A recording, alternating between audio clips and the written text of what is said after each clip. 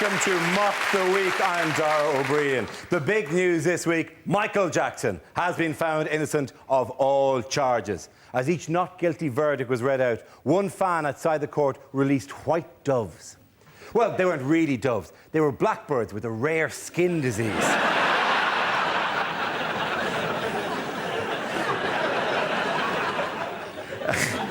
As the verdicts are read out, an emotional Jackson reached for a tissue.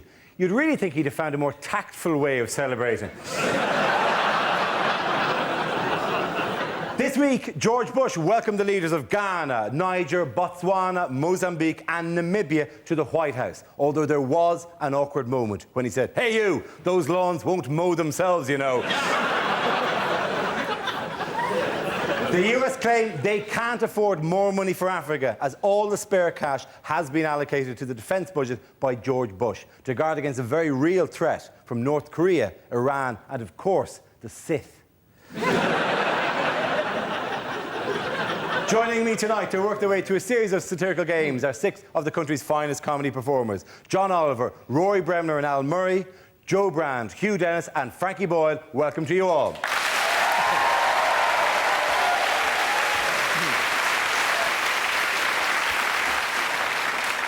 Let's kick off with a round called Headliners. I show the teams a photo of someone who's been making the news this week, along with the initial letters of a newspaper headline. The teams have to tell me what the letters stand for. Here's a picture of Michael Jackson, but what does JFNG stand for? Is it Jackson's face needs grouting? Jackson finds nose gone, possibly. Juvenile fears now grow.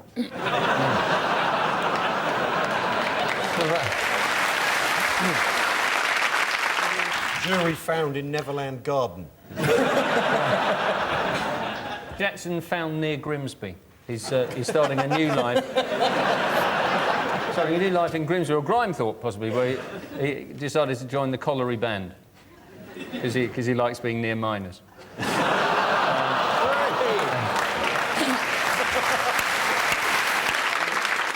You know, he's now set up a website and a wristband that says "Make Puberty History."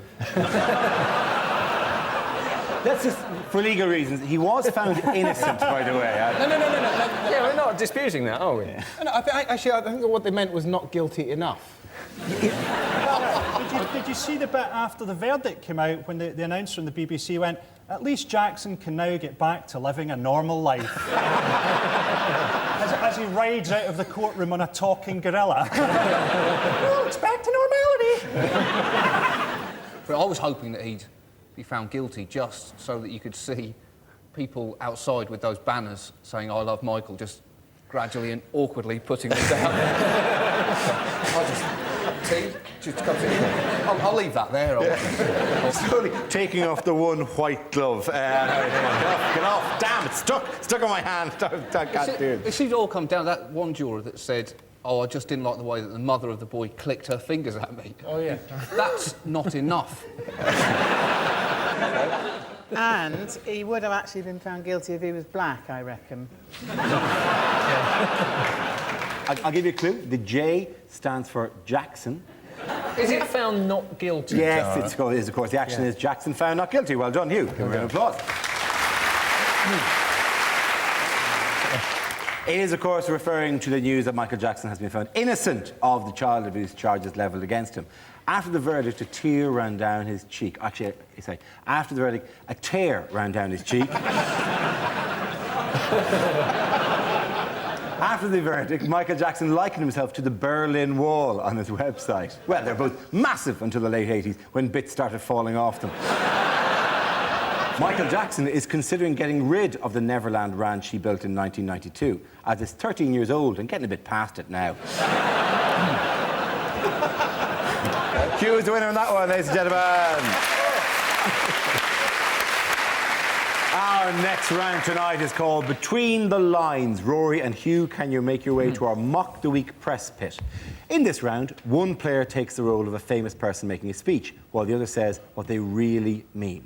In the light of Tory party manoeuvrings this week on the leadership, Rory, you are Michael Howard, presenting his plans to stand aside as leader of the Conservatives. Hugh, tell us what he's really saying.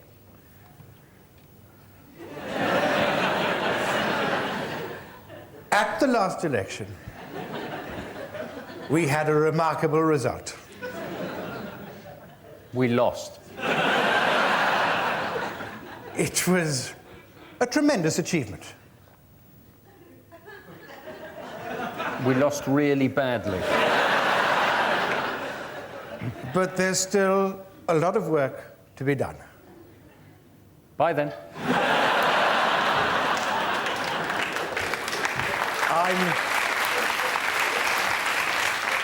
I'm much too old to lead the Conservative Party.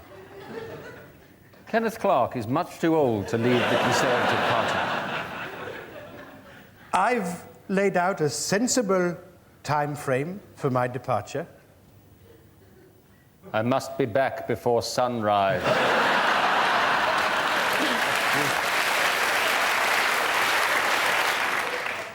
We all know that there were problems with the previous system of selection for the leader. Ian Duncan Smith. This time, I hope we'll have a free and a fair fight. I'll stop David Davis if it kills me. We need to focus on our core priorities. Can anyone remember our core priorities? And then we'll be able to go forward, unite around a new leader, and triumph at the next election. Not even I'm thinking what he's thinking. Very good. Well done to both of you. Hugh, Rory. I think Hugh is the winner there. Now we play a round called On the Spot, which involves everybody. So if you could all make your way over to the performance area. This is a stand-up challenge based on this random news generator dotted with topical subjects and faces. We spin the wheel, and when it stops, anyone can step forward to try to make us laugh about the subject it's landed on. If I judge the player's got a big enough laugh, he or she is safe and gets to sit down again. The first team to have all its players sitting down wins the round. OK, here we go. What is the first topic? David Blunt. Oh, straight in. I'm back, and this time it's personnel.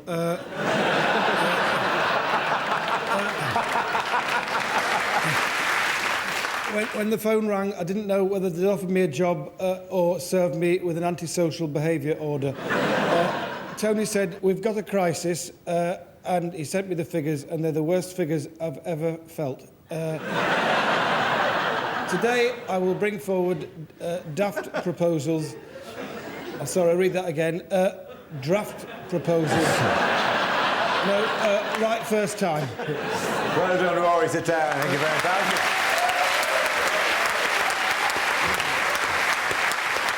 OK, let's have another topic, please. The next topic is transport. Who wants to come in on that? Frankie. Now, I never travel by Virgin Trains on the principle that it's not a great recommendation if the guy who owns the train network chooses to travel by hot air balloon. What is it with the new toilets on trains? What was wrong with a toilet door that just locked? Now it's like this multiple choice system. So if anything goes wrong, you're going to be sitting there while the whole wall slowly slides away. And you're unveiled like a prize on a quiz show. For 500 points, a shitting woman. Well done, Frankie. Very good. Frankie, you can sit down. OK, let's spin the wheel again. The next topic is charity. Joe, you going for that? All this talk of famine makes you a bit peckish, doesn't it?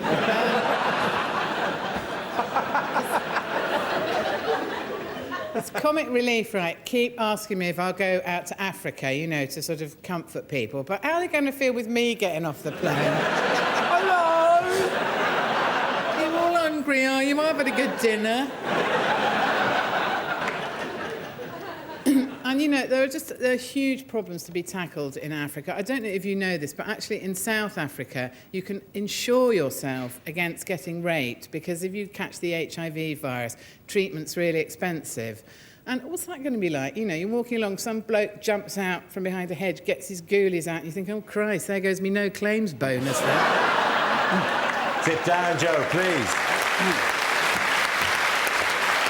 OK, let's have another topic. Topic is crime. Who's coming in? John. The most important thing to remember about crime is that any law only makes sense in context. Look at sport. Punching someone repeatedly in the face is lauded in boxing, but is seriously frowned upon in table tennis. Similarly, if you come out of your corner in a boxing round bouncing a little ball on a bat, it's going to be literally seconds before you're staring at some lights. Furthermore, Moses. Now, there's a man who'd be on pretty much anyone's list of top 5 Jews. But think about it. When he led the children out of Israel, he was technically guilty of 3,000 counts of abducting a minor, bush arson, trespassing, and abducting the sea. And yet he walks free today. There really is no justice. Well done, John. Very good. Suzanne. Leaving us with 2 contestants. 1 topic we'll give you. Fight it out. Straight battle. What's the last topic this week? Jacques Chirac. Europe, let's say. Hugh, do you want to go first? Britain isn't getting on very well with France at the moment, and it is partially because the French are a bit snooty. For example, take Concorde.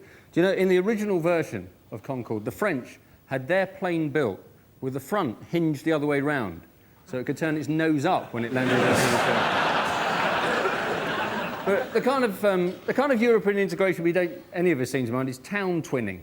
Everybody wants a French, town to twin with. And I didn't know how it happened, actually, until I recently went to Swindon. Met a bloke from Swindon Council. He told me that apparently it's very like getting a teenage pen pal, on the basis that Swindon was getting on very well with Monte Carlo until they sent them a photograph and never heard from them again. Very good, very good. Well done, Hugh. Give him a round of applause. It is a head-to-head. Al, on the topic of Europe? Well, of course, what's happened here is the French. The French have voted against Europe and now expect us to cough up for it. It's the classic example of the French attitude. They've lost the plot, basically, completely. I mean, these are people with a town called Brest, and none of them think it's funny. In any other country, a melted cheese would be regarded as a f***, wouldn't it? They're up to something, aren't they? No, they're up. Well, I'm not done yet.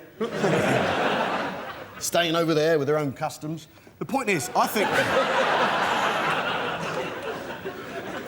I mean, that Eiffel Tower's a tragic waste of Meccano, isn't it? As a result, French boys have nothing to play with except themselves, and that's how it started, isn't it? Al, thank you very much. Al Murray, give a round of applause.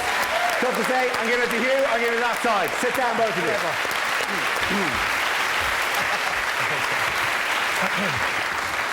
Our next round tonight is called If This Is the Answer, What Is the Question? On the board are 6 categories relating to current events. For each category, I read out an answer, and the players have to guess what the question might be. John, do you want to choose? Can I have home news, please? OK. The answer is ridiculously large. What is the question? Is it describe Britain's chances of winning the Olympic bid with the least appropriate phrase possible? Now they're saying that to get us the bid, they're telling everyone that if you say you don't believe in the Olympic bid, somewhere in the world, an Olympian dies. Is it, how big is the average American? What is the name of Eddie Large's new baby? How big was the benefit of the doubt the jury gave Michael Jackson? He was innocent, just for legal reasons. How would my arse look through a telescope? It would just look ridiculously closer. I'll give you a clue. It's to do with Bob Geldof. What were the bids on eBay? Something to do with that. That is absolutely right. Very, very good. Yes.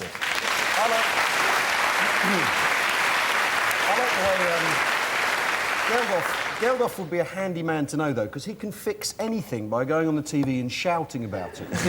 And I have a tumble dryer. The belt's gone, and what would be really great is if Geldof could go on the telly and shout about that and how it's an outrage. For f***'s sakes, the man's clothes are wet.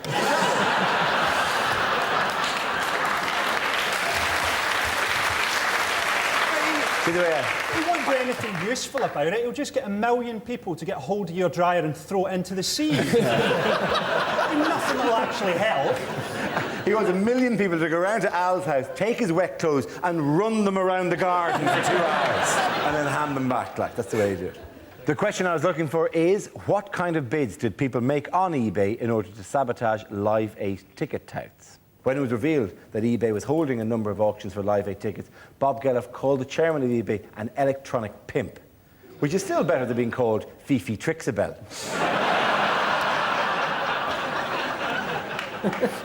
This week as well, the Boomtown Rats announced they are suing Bob Geldof for unpaid royalties, although their actual words were, "Give us our money." Because they too were doing a Bob Geldof impersonation when they did it. OK, Joe, which category would you like? Can I have European news, please? You go for European. Your category is European news. The answer is very difficult. What is the question? How do you frown when you're Anne Robinson?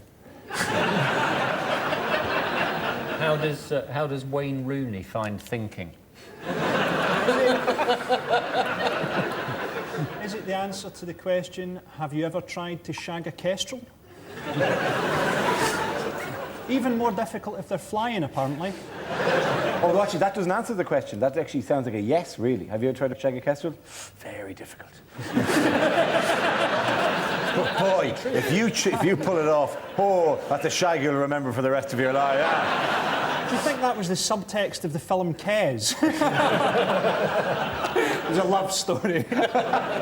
Is it Jack Straw enjoys basic level Sudoku puzzles? What level of Sudoku puzzles does Jack Straw tell people that he enjoys? And if he'll lie about that, what else will he lie about? I mean, he hasn't lied about it, I've made it up, but I think the point has to stand. You're right, there's no smoke without fire. Exactly, Yeah. unless of course, you've got a smoke machine, but still, the point stands. There is rarely smoke without fire, I meant to say, at that stage, yeah. Well, not if you've got a toaster, I find. How easy is it to set fire to a swimming pool? I'll give you a clue. It's to do with a rocky relationship. Well, Anglo-French relations. It is essentially. How are they doing? The question I was looking for is, how did Tony Blair describe negotiations between France and Britain over the EU? It refers to Tony Blair's ongoing row with Jacques Chirac, who wants Britain to reduce its rebate. Talks between Blair and Chirac collapsed on Tuesday night, leaving Anglo-French relations at their lowest ebb since Tuesday afternoon. Ladies out the winner of that round, I think it has to be Al. I'll give it that for a minute.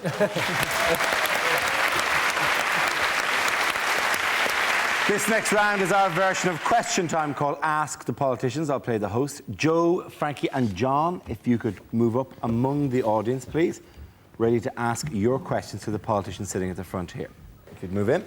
Rory, you're Tony Benn. Hugh, you're a Tory spokesman. And Al, you're the voice of the silent majority. Can we have our first audience question from, I think, the intense Scottish man there, please? Yes. Can I ask the panel what single law they would introduce to make Britain a better place?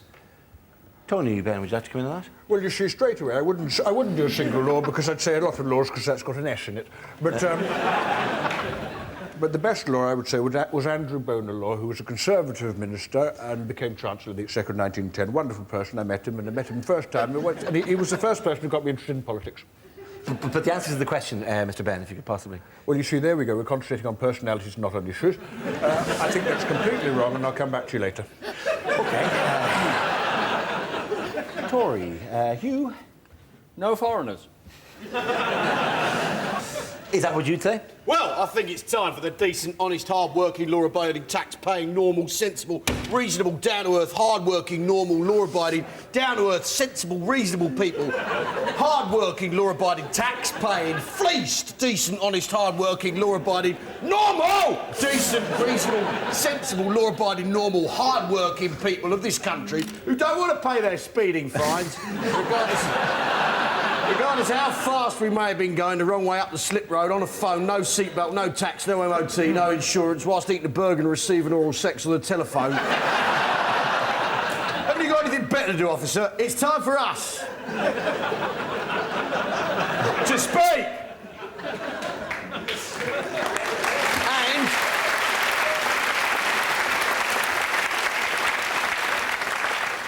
bring back hanging, obviously. Let's go to our second question. The swarthy Greek lady on that side there, please.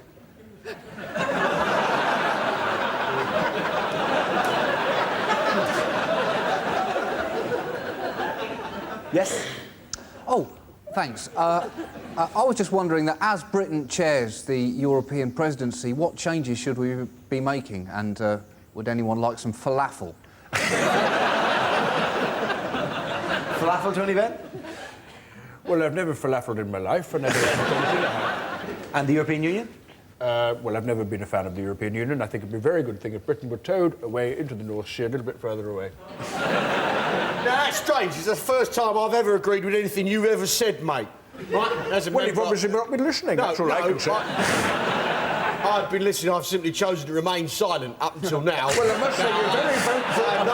I'm sorry, I'm the but voice of the silent majority. Well, I must say... Obviously, having said that, I'm no longer a member, but... The point...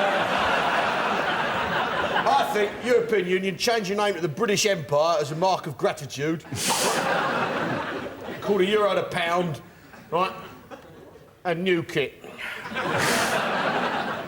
That, you surely would possibly agree with that? I feel, really, the very best thing to do would be to move the European Parliament to the Millennium Dome. They're both a waste of money. It'd be good to get them both lumped together. OK, the lady there in the middle. You have a question? Indeed. Now that Cub Scouts don't have to swear allegiance to the Queen and God anymore, who do the panel think that they should swear allegiance to? Tony Benn. I think you have to go a long way to beat Clement Attlee. I do. You look at the 1945 Labour Manifesto, it's a poem. It's a wonderful poem, absolutely, and Clement is... But surely there has to be something more contemporary than that. We're talking about socialism, I understand that. So I think if you wanted to put something contemporary in socialism, we'd have to go back a long way. But no, or Asquith. Asquith, OK. After your Asquith? I, personally, have sworn allegiance to a Cub Scout. He's absolutely lovely and he does marvellous things with his woggle. One phone call, you're on a register. Who would you pledge allegiance to? Voice of the silent majority? Well, speaking for the people who would have shot that burglar a third time,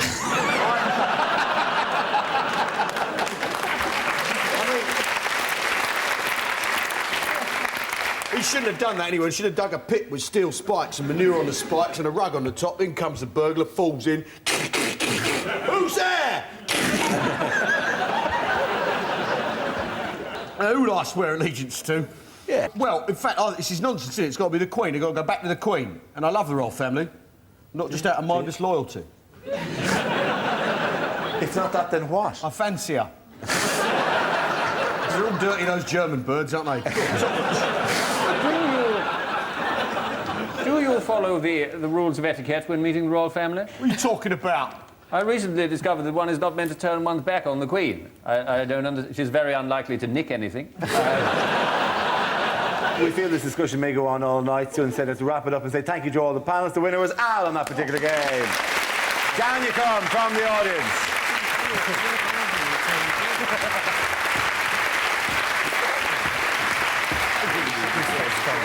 And now we come to our final round. It's called Scenes We'd Like to See. This is for everyone, so if you can make your way over to the performance area, please. I call it ideas for scenarios we'd love to see, and the performers come in with their suggestions. So if you're all ready, here we go with the very first of these. Bad ways to start a party political broadcast. Hello.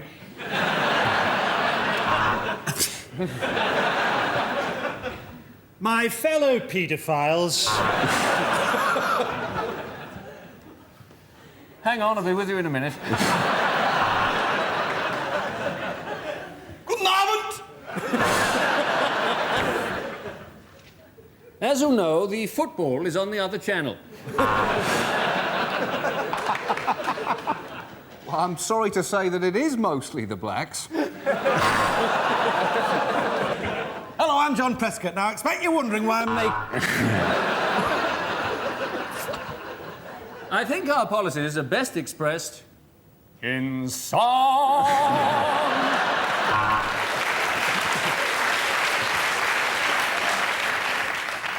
During the next 3.5 hours... Now, look, we all know we're not going to win.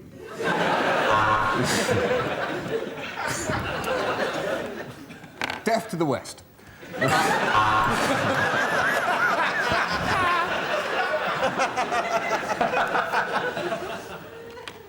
Let me tell you what the voices in my head are telling me. OK, our next topic is things you'd never hear a French person say. Of course, it looked hopeless, but we kept fighting.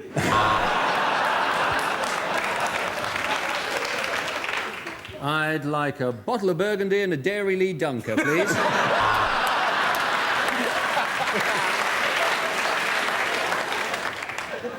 You're English. How nice to meet you. J'aime beaucoup, Monsieur Jeremy Clarkson. I've just bought a wonderful little holiday home in the south of Birmingham.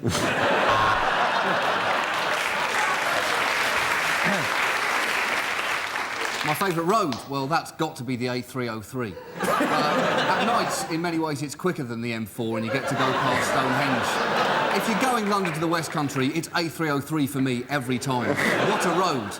What a road. And we throw that part of the animal away.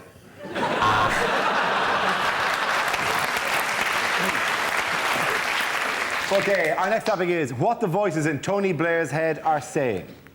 You will obey! You will obey!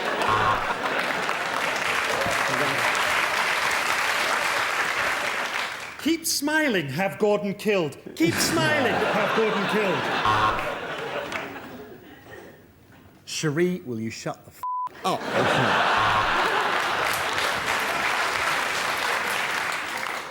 Oh, look, there's Cherie. That reminds me, I must post a letter.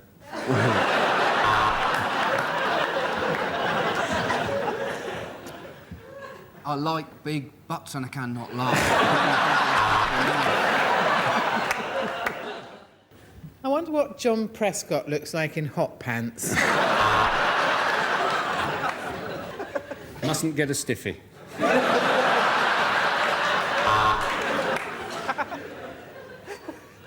Damn it, got a stiffy. Go on, lie. You got away with it last time. Well done, everyone. All come back and sit down.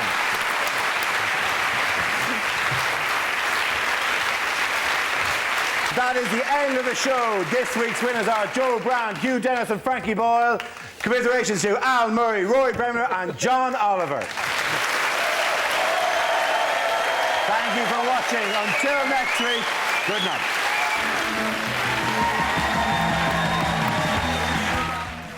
Well, from one extreme to the other, the complexity of life in a small French community. Stay with us here on 2 for a fond and fascinating portrait of a local schoolteacher.